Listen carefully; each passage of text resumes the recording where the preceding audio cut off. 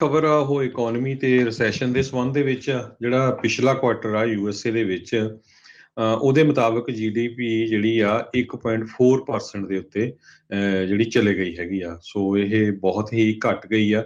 Consumer ਦਾ ਜਿਹੜਾ expenditure ਸੀ ਉਹ 2.7% increase ਹੋਇਆ। ਪਰ ਕਹਿੰਦੇ ਕੰਜ਼ਿਊਮਰ ਦੇ ਵਿੱਚ ਕੌਨਫੀਡੈਂਸ ਇਸ ਟਾਈਮ ਦੇ ਉੱਤੇ ਬਹੁਤ ਘਟਦਾ ਜਾ ਰਿਹਾ ਹੈਗਾ। ਸੋ ਰਿਸੈਸ਼ਨ ਆਉਣ ਦੇ ਪੂਰੇ ਜਿਹੜੇ ਚਾਂਸ ਆ, ਕਈ ਕਹਿੰਦੇ ਰਿਸੈਸ਼ਨ ਆਲਰੇਡੀ ਸ਼ੁਰੂ ਹੋ ਗਿਆ ਆ। ਆਪਾਂ ਪਿਛਲੇ ਦਿਨਾਂ 'ਚ ਵੀ ਦੱਸਿਆ ਸੀ ਵੀ ਯੂਐਸਏ ਦੀਆਂ 3 ਮੇਜਰ ਬੈਂਕ ਗੋਲਡਮੈਨ ਸੈਕਸ, Deutsche Bank, Bank of America, ਉਹਨਾਂ ਨੇ ਤਾਂ ਆਲਰੇਡੀ ਕਹਿੰਦੇ ਵੀ ਪ੍ਰੈਡਿਕਟ ਕਰ ਦਿੱਤਾ ਹੈ ਵੀ ਆਉਣ ਵਾਲੇ 2 ਸਾਲਾਂ ਦੇ ਵਿੱਚ ਬਹੁਤ ਜ਼ਿਆਦਾ ਡਾਊਨ ਟਰਨ ਹੋਊਗਾ। ਰਿਸੈਸ਼ਨ ਦੇ ਵਿੱਚ ਹੁੰਦਾ ਕੀ ਆ ਵੀ ਬਹੁਤ ਸਾਰੇ ਲੋਕ ਜਿਹੜੇ ਆ ਉਹ ਆਪਣੀਆਂ ਜੌਬਸ ਲੂਜ਼ ਕਰ ਜਾਂਦੇ ਹੈਗੇ ਆ। ਲੋਕ ਮਨੀ ਘੱਟ ਸਪੈਂਡ ਕਰਦੇ ਆ ਕਿਉਂਕਿ ਮਹਿੰਗਾਈ ਬਹੁਤ ਹੋਈ ਆ। ਪਿਛਲੇ ਜਿਹੜੇ ਰਿਸੈਸ਼ਨ ਆਏ ਸੀਗੇ, ਇੱਕ ਰਿਸੈਸ਼ਨ ਤਾਂ ਜਿਹੜਾ ਉਹ ਰੀਅਲ ਸਟੇਟ ਬੇਸ ਦੇ ਉੱਤੇ ਸੀਗਾ। ਇੱਕ ਰਿਸੈਸ਼ਨ ਸੀਗਾ ਉਹ .com ਜਦੋਂ ਬੱਬਲ ਹੋਇਆ ਸੀਗਾ। ਹੁਣ ਵਾਲਾ ਜਿਹੜਾ ਆ ਇਹ ਐਸਟ ਬੱਬਲ ਵਾਲਾ ਰਿਸੈਸ਼ਨ ਹੋਊਗਾ। ਸੋ ਐਸਟ ਬੱਬਲ ਦਾ ਮਤਲਬ ਕੀ ਆ ਵੀ ਕਹਿੰਦੇ ਬਹੁਤ ਸਾਰੇ ਲੋਕਾਂ ਨੇ ਆਪਣੀਆਂ ਪ੍ਰਾਪਰਟੀਆਂ ਖਰੀਦ ਲਈਆਂ ਜਾਂ ਕੁਝ ਵੀ ਜਿਹੜੀਆਂ ਚੀਜ਼ਾਂ ਖਰੀਦ ਲਈਆਂ ਇਸ ਹਿਸਾਬ ਨਾਲ ਵੀ ਇਹ ਕੀਮਤਾਂ ਉੱਪਰ ਤੇ ਉੱਪਰੇ ਜਾਣੀਆਂ ਤੇ ਆਪਾਂ ਨੂੰ ਪ੍ਰੋਫਿਟ ਮਿਲਣਾ ਹੈਗਾ। ਪਰ ਜਦੋਂ ਕਹਿੰਦੇ ਵੀ ਇਹ ਉਲਟਾ ਸ਼ੁਰੂ ਹੋ ਜਾਏ ਤਾਂ ਫਿਰ ਉਹ ਬੱਬਲ ਜਿਹੜਾ ਕ੍ਰੀਏਟ ਹੋ ਜਾਂਦਾ। ਉਹਦੇ ਨਾਲ ਫਿਰ ਲੋਕ ਇੱਕਦਮ ਪੈਨਿਕ ਹੋ ਜਾਂਦੇ ਆ ਤਾਂ ਆਪਣਾ ਜਿਹੜਾ ਸਾਰੀਆਂ ਜੋ ਵੀ ਹੈਗੀਆਂ ਚੀਜ਼ਾਂ ਉਹ ਵੇਚਣੀਆਂ ਸ਼ੁਰੂ ਕਰ ਦਿੰਦੇ ਹੈਗੇ ਆ।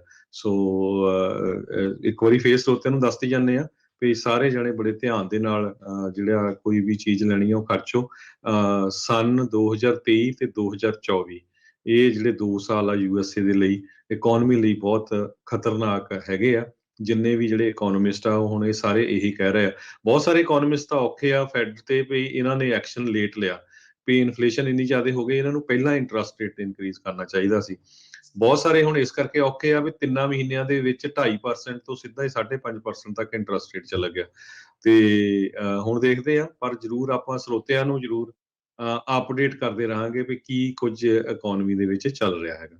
ਜੀ, ਇਕੋਨਮੀ ਦੀ ਗੱਲ ਕਰਦੇ ਜਾਈਏ, ਕੱਲ੍ਹ ਜਿਹੜੀਆਂ ਨਵੀਆਂ ਜੋਬ ਰਿਪੋਰਟਸ ਆਈਆਂ ਸੀਗੀਆਂ, ਮਾਰਚ ਮਹੀਨੇ ਦੇ ਵਿੱਚ 4,31,000 ਨਵੀਆਂ ਜੋਬਸ ਜਿਹੜੀਆਂ ਆ ਉਹ ਇਕੋਨਮੀ 'ਚ ਐਡ ਹੋਈਆਂ ਆ।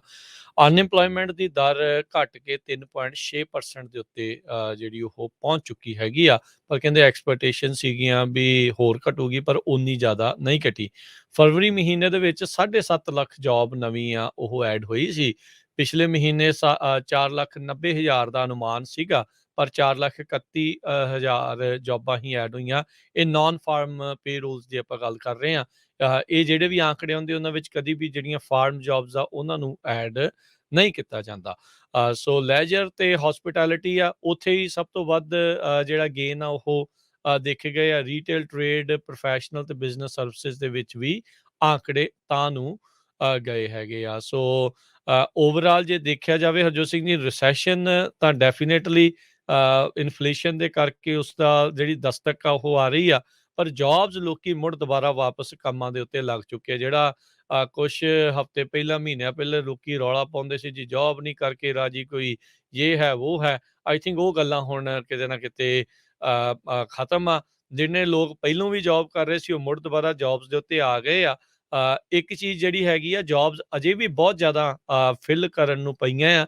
ਇਹਨਾਂ ਕੋਲ ਉਨੇ ਬੰਦੇ ਹੈ ਨਹੀਂ ਆ ਜਿੰਨੀਆਂ ਜੌਬਸ ਇਸ ਟਾਈਮ ਕਹਿ ਲਓ ਵੀ ਖਾਲੀ ਜਿਹੜੀਆਂ ਪਈਆਂ ਹੋਈਆਂ ਨੇ। ਸੋ ਕੰਪਨੀਆਂ ਦੇ ਜਿੱਦਾਂ ਵੀ ਕਈਆਂ ਦੇ ਤਾਂ ਬਹੁਤ ਜ਼ਿਆਦਾ ਕੰਮ ਵਧੇ, ਸੋ ਉਹਨਾਂ ਦੇ ਪੇਰੋਲ ਵੀ ਜਿਹੜੇ ਉਸ ਦੇ ਨਾਲ ਨਾਲ ਵਧੇ ਆ। ਸੋ ਖਾਲੀ ਪਈਆਂ ਨੇ ਅਜੇ ਵੀ ਜੌਬ। ਸੋ ਅਜੇ ਵੀ ਜੇ ਕੋਈ ਜੌਬ ਦੀ ਭਾਲ 'ਚ ਆ, ਕਿਸੇ ਨੂੰ ਲੱਗਦਾ ਵੀ ਮੇਰੀ ਭਾਈ ਇੱਥੇ ਇਨਕਮ ਘੱਟ ਆ, ਤਨਖਾਹ ਘੱਟ ਆ, ਤੇ ਉਹਨੂੰ ਅੱਜ ਦੇ ਯੁੱਗ ਦੇ ਵਿੱਚ ਇਸ ਮੌਕੇ ਬੈਟਰ ਪੇ ਵਾਲੀ ਜੌਬ ਆ ਉਹ ਕਿਤੇ ਨਾ ਕਿਤੇ ਅਵੇਲੇਬਲ ਜਿਹੜੀ ਉਹ ਮਿਲੇਗੀ, ਬਸ਼ਰਤੇ ਤੁਸੀਂ ਉਹ ਜਿਹੜਾ ਕਦਮ ਆ ਉਹ ਚੱਕਣ ਦੇ ਲਈ ਰੈਡੀ ਹੋਵੋ। ਸੋ ਪੈਨੇਡੈਮਿਕ ਦੇ ਦੌਰਾਨ ਹਰਜੋਤ ਸਿੰਘ ਜੀ ਡਬਲ ਫਿਗਰਸ ਦੇ ਵਿੱਚ ਅਨਇੰਪਲੋਇਮੈਂਟ ਰੇਟ ਪਹੁੰਚ ਗਿਆ ਸੀ। 2020 ਦੇ ਵਿੱਚ ਮਿਲੀਅਨਸ ਆਫ ਲੋਕਾਂ ਦੀ ਜੌਬ ਅਚਨਚੇਤੇ ਇੱਕ ਝਟਕੇ ਦੇ ਵਿੱਚ ਲੂਜ਼ ਹੋ ਗਈ ਸੀਗੀ। ਸਾਰਿਆਂ ਨੂੰ ਬਹੁਤ ਕੁਛ ਕਹਿ ਲਓ ਵੀ ਸਾਹਮਣਾ ਕਰਨਾ ਪਿਆ ਸੀ। ਪਰ ਹੁਣ ਪ੍ਰੀ ਪੈਨੇਡੈਮਿਕ ਲੈਵਲ ਦੇ ਉੱਤੇ ਹੌਲੀ ਹੌਲੀ ਜੌਬ ਰੇਟ, ਅਨਇੰਪਲੋਇਮੈਂਟ ਰੇਟ ਜਿਹੜਾ ਉਹ ਪਹੁੰਚ ਰਿਹਾ ਹੈਗਾ। ਜੀ ਹਾਂ, ਸੋ ਬਹੁਤ ਸਾਰੇ ਹਿਊਮਨ ਰਿਸੋਰਸਿਸ ਮੈਨੇਜਰ ਇਹ ਕਹਿ ਰਹੇ ਵੀ ਜਿਹੜੇ ਜੌਬ ਨਹੀਂ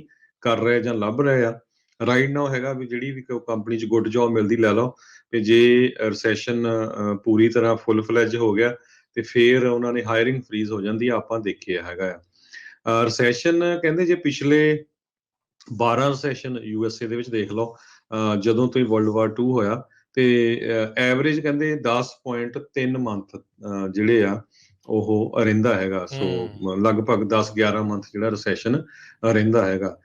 ਜਿਹੜਾ ਗ੍ਰੇਟ ਰਿਸੈਸ਼ਨ ਆ ਉਹ 18 ਮਹੀਨੇ ਰਿਹਾ ਸੀ, ਤੇ ਰਿਸੈਸ਼ਨ ਫਰਵਰੀ ਤੋਂ ਅਪ੍ਰੈਲ 2020 ਚ ਵੀ ਆਇਆ ਸੀ, ਉਹ ਸਿਰਫ 2 ਮਹੀਨੇ ਰਿਹਾ ਸੀ, ਜਦੋਂ ਕਰੋਨਾ ਕਰਕੇ ਸਾਰਾ ਕੁਝ ਸ਼ਟ ਡਾਊਨ ਹੋ ਗਿਆ ਸੀਗਾ। ਜੀ, ਜੀ ਬਿਲਕੁਲ। ਸੋ ਕਈ ਵਾਰੀ ਜਿਹੜਾ ਆ ਉਹ ਲੰਮਾ ਸਮਾਂ ਵੀ ਲੰਘ ਜਾਂਦਾ, ਕਈ ਵਾਰੀ ਘੱਟ ਸਮਾਂ ਜਿਹੜਾ ਉਹ ਰਹਿੰਦਾ ਆ। ਪਰ ਤੁਸੀਂ ਜਿਹੜਾ ਜੀ ਉਦੋਂ ਜ਼ਰੂਰ ਟਰਾਈ ਜਿਹੜਾ ਕਰਨਾ ਹੈ, ਆਪਣੀ ਬੱਚਤ ਜਿਹੜੀ ਵੱਧ ਤੋਂ ਵੱਧ ਇਸ ਟਾਈਮ ਤੁਸੀਂ ਕਰੋ। ਸੋ ਫਰਵਰੀ ਮਹੀਨੇ ਤੋਂ ਆਪਾਂ year two year housing market ਦੇ ਵਿੱਚ 20% ਇਜ਼ਾਫਾ ਹੋਇਆ ਆ। 20% ਪ੍ਰਾਈਸ ਜਿਹੜੇ ਉਸ ਦੇ ਵਿੱਚ ਵਧੇ ਹੈਗੇ ਆ। ਸੋ ਲੋਕੀ ਇਸ ਟਾਈਮ ਸੋਚ ਰਿਹਾ ਵੀ ਉਹ ਸੋਨੇ ਦੀਆਂ ਖਦਾਨਾਂ ਦੇ ਉੱਤੇ ਬੈਠੇ ਹੋਏ ਆ, ਜਿੱਦਾਂ ਤੁਸੀਂ ਐਸਟ ਦੀ ਜੀ ਗੱਲ ਕੀਤੀ ਸੀਗੀ। ਸੋ ਜਦੋਂ ਬਬਲ ਟੁੱਟਦਾ ਆ, ਫਟਦਾ ਆ, ਤਾਂ ਸਭ ਨੂੰ ਪਤਾ ਨਹੀਂ ਲੱਗਦਾ ਵੀ ਹੋ ਕੀ ਜਿਹੜਾ ਹੋ ਰਿਹਾ ਆ। ਉਦੋਂ ਫਿਰ ਭੇਡ ਚਾਲ 'ਚ ਗਲਤ ਫੈਸਲੇ, ਦਬਾਅ ਦੇ ਵਿੱਚ ਗਲਤ ਫੈਸਲੇ, ਬਹੁਤ ਕੁਛ ਉਦੋਂ ਜਿਹੜਾ ਉਹ ਹੁੰਦਾ ਆ।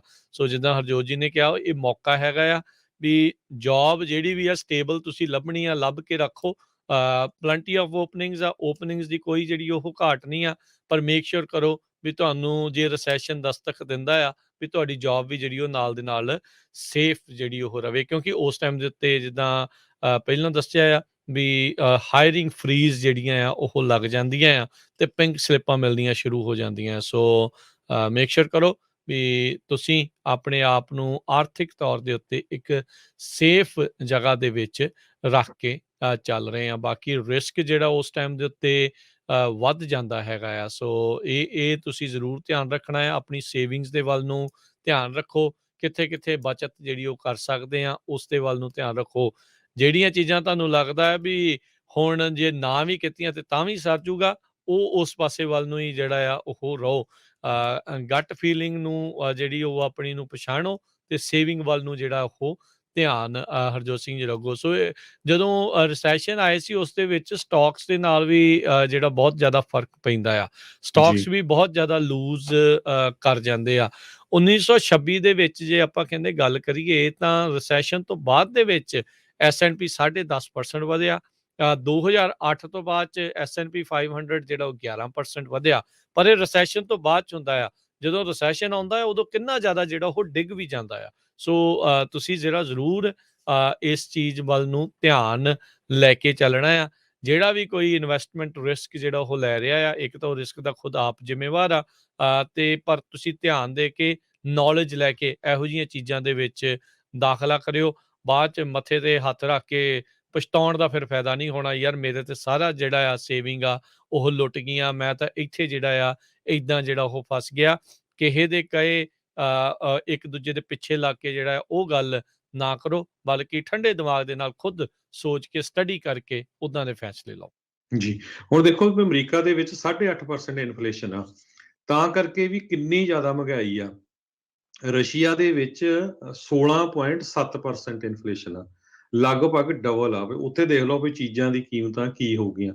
ਉਹਨਾਂ ਦਾ ਇੰਟਰਸਟ ਰੇਟ 23% ਜਿਹੜਾ 23% ਦੇ ਕਰੀਬ ਸੀ, ਉਹ ਹੁਣ ਉਹਨਾਂ ਨੇ ਥੋੜਾ ਕੱਟ ਕੀਤਾ ਹੈਗਾ 14% ਦੇ ਉੱਤੇ, ਤਾਂ ਕਿ ਜਿਹੜਾ ਆ ਲੋਕਾਂ ਦੇ ਉੱਤੇ ਬਹੁਤ ਭਾਰ ਨਾ ਪਵੇ। ਸੋ ਰਸ਼ੀਆ ਦੀ ਜਿਹੜੀ ਆ ਸੈਂਟਰਲ ਬੈਂਕ, ਉਹਨਾਂ ਨੇ ਦੱਸਿਆ ਵੀ 17% ਤੋਂ ਘਟਾ ਕੇ 14% ਤੇ ਉਹਨੇ ਇੰਟਰਸਟ ਰੇਟ ਕੀਤਾ ਆ। ਉੱਥੇ ਦੀ ਜਿਹੜੀ ਇਨਫਲੇਸ਼ਨ ਆ ਉਹ 23% ਤੱਕ ਜਾ ਸਕਦੀ ਆ। ਇਸ ਟਾਈਮ ਜਿਹੜੀ ਇਨਫਲੇਸ਼ਨ ਆ ਉਹ 16.7% ਆ। ਸੋ ਕੱਲਾ ਰਸ਼ੀਆ ਨਹੀਂ, ਉਧਰੋਂ ਜਰਮਨ ਤੋਂ ਵੀ ਖਬਰ ਆ ਰਹੀ ਆ।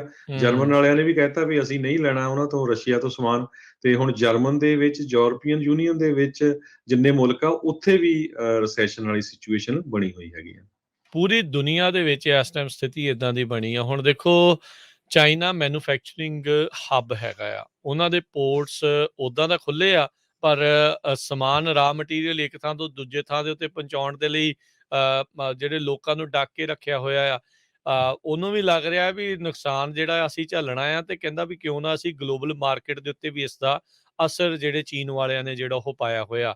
ਅੱਜ ਇੱਕ ਹੋਰ ਸਿਟੀ ਵੈਲਥ ਮੈਨੇਜਮੈਂਟ ਦੇ ਜਿਹੜੇ ਸਾਬਕਾ CEO ਆ, ਉਹਨੇ ਵੀ ਡਰਾਤਾ ਜੋ। ਉਹ ਜੀ, ਵੀ ਕਹਿੰਦਾ ਵੀ ਰਿਸੈਸ਼ਨ ਇਜ਼ ਔਨ ਦਾ ਵੇ। ਹੁਣ ਤੁਸੀਂ ਦੇਖੋ, ਜੀ, ਜਿਹੜਾ ਵੀ ਮੂੰਹ ਚੱਕਦਾ, ਜਿਹੜਾ ਵੀ ਇਕਨੋਮਿਸਟ ਆ, ਉਹ ਹੁਣ ਇਹੀ ਇਸ਼ਾਰਾ ਜਿਹੜਾ ਰਿਸੈਸ਼ਨ ਵੱਲ ਨੂੰ ਕਰ ਰਿਹਾ। ਕਈ ਵਾਰੀ ਨਾ ਜਦੋਂ ਹਰਜੋਤ ਸਿੰਘ ਜੀ ਆਪਾਂ ਮਿਲਦੇ ਆ ਲੋਕਾਂ ਨੂੰ, ਤਾਂ ਕਹਿੰਦੇ ਯਾਰ ਤੁਸੀਂ ਤਾਂ ਡਰਾਉਣ ਦਾ ਹੀ ਠੇਕਾ ਲਿਆ ਆ। ਭਾਈ ਡਰਾਉਂਦੇ ਜੀ, ਨਹੀਂ ਆ, ਤੁਹਾਨੂੰ ਅਗਾਹ ਕਰ ਰਹੇ ਆ। ਅਗਾਊਂ ਸੂਚਨਾ ਤੁਹਾਨੂੰ ਦੇ ਰਹੇ ਆ ਵੀ ਕਿਹੜੇ ਵਰਲਡ ਰਿਨਾਊਂਡ ਜਿਹੜੇ ਇਕਨੋਮਿਸਟ ਆ, ਅਰਥਚਾਰੇ ਵਾਲੇ ਆ, ਉਹ ਕੀ ਕਹਿ ਰਹੇ ਆ। ਕਿਉਂਕਿ ਬਾਅਦ ਦੇ ਵਿੱਚ ਫਿਰ ਲੋਕਾਂ ਨੇ ਕਹਿਣਾ ਯਾਰ ਸਾਨੂੰ ਤਾਂ ਪਤਾ ਹੀ ਨਹੀਂ ਲੱਗਾ ਕੀ ਹੋਇਆ। ਹੁਣ ਅਸੀਂ ਤੁਹਾਨੂੰ ਜਿਹੜਾ ਉਹ ਦੱਸ ਰਹੇ ਹਾਂ, ਨਹੀਂ ਆਊਗਾ ਰਿਸੈਸ਼ਨ, ਦੈਟਸ ਗੁੱਡ, ਵਧੀਆ, ਜੀ, ਚੰਗੀ ਚੀਜ਼ ਆਪਾਂ ਆ। ਕਿਹੜਾ ਚਾਹੁੰਦੇ ਆ ਅਸੀਂ ਕੋਈ ਨਹੀਂ ਜੀ, ਚਾਹੁੰਦਾ ਭਾਈ ਰਿਸੈਸ਼ਨ ਆਵੇ, ਜੀ, ਅਸੀਂ ਨਹੀਂ ਚਾਹੁੰਦੇ ਵੀ ਆਵੇ, ਕਿਉਂਕਿ ਉਹਦੇ ਵਿੱਚ ਹਰ ਇੱਕ ਦਾ ਨੁਕਸਾਨ ਆ। ਜੀ, ਰਿਸੈਸ਼ਨ ਦੇ ਵਿੱਚ ਕਿਸੇ ਨੂੰ ਕੋਈ ਫਾਇਦਾ ਜਿਹੜਾ ਉਹ ਨਹੀਂ ਆ। ਅਸੀਂ ਤੁਹਾਨੂੰ ਇਹ ਕਹਿ ਰਹੇ ਹਾਂ ਵੀ ਲੋਕ ਦੇਖੋ ਇਸ ਤਰੀਕੇ ਦੇ ਨਾਲ ਕਹਿ ਰਹੇ ਹੈਗੇ ਆ। ਸੈਲੀ ਕ੍ਰੌਚੈਕ ਜਿਹੜਾ ਇਹ ਹੈਗਾ ਆ, ਵਾਲ ਸਟਰੀਟ ਦਾ ਇੱਕ ਵੈਟਰਨ ਰਿਹਾ ਆ, ਤੇ ਜਿਹੜੇ ਸਿਟੀ ਵੈਲਥ ਮੈਨੇਜਮੈਂਟ ਦਾ ਸਾਬਕਾ CEO ਰਿਹਾ ਆ, ਉਹ ਵੀ ਇਹੀ ਜਿਹੜਾ ਉਹ ਕਹਿ ਰਿਹਾ ਆ ਵੀ ਭਾਈ ਵੀ ਰਿਸੈਸ਼ਨ ਇਜ਼ ਔਨ ਦਾ ਵੇ। ਉਦਣ ਬੀਤੇ ਵੀਰਵਾਰ ਨੂੰ ਜਿਹੜੇ ਲਾਸਟ ਥਰਸਡੇ ਨੂੰ ਫੈਡਰਲ ਰਿਜ਼ਰਵ ਦੇ ਚੇਅਰਮੈਨ ਜਰੋਮ ਪਾਵਲ, ਉਹਨਾਂ ਨੇ ਆਪਣੀ ਇੱਛਾ ਜਿਹੜੀ ਉਹ ਪ੍ਰਗਟਾਈ।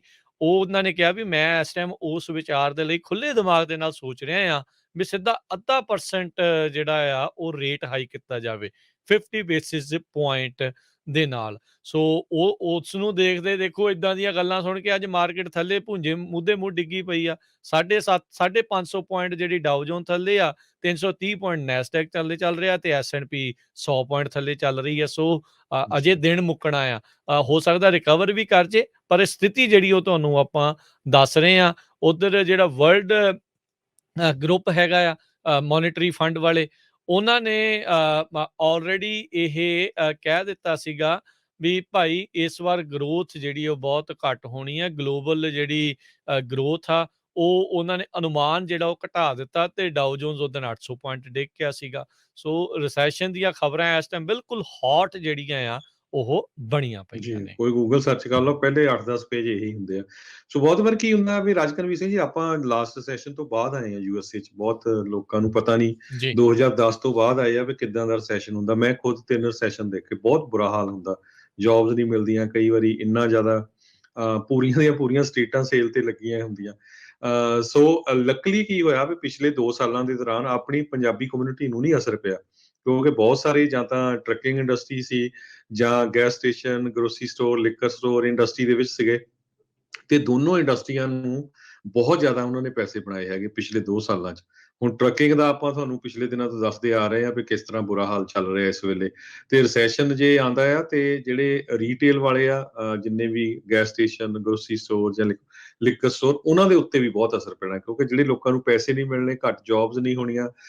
ਪਰ ਬਿਲਕੁਲ ਜਿੱਦਾਂ ਇਹ ਗੱਲ ਕਰ ਰਹੇ ਸੀਗੇ ਵੀ ਜੌਬਸ ਨਹੀਂ ਹੁੰਦੀਆਂ, ਫਿਰ ਤੁਸੀਂ ਤਨਖਾਹਾਂ ਵੱਧ ਦੀ ਜਿਹੜੀ ਗੱਲ ਕਰਦੇ ਆ, ਸੇਵਿੰਗਸ ਦੀ ਜਿਹੜੀ ਗੱਲ ਕਰਦੇ ਆ, ਉਸ ਦੇ ਵਿੱਚ ਪ੍ਰੋਬਲਮ ਆਉਂਦੀ ਆ। ਇਨਵੈਸਟਮੈਂਟਸ ਕਈ ਵਾਰੀ ਜਿਹੜੀਆਂ ਤੁਹਾਡੀਆਂ ਆ ਉਹ ਡੁੱਬ ਜਾਂਦੀਆਂ ਆ। ਸਟ੍ਰੈਸ ਜਿਹੜਾ ਆ ਉਹ ਤੁਹਾਡੇ ਨਾਲ ਵੱਖਰਾ।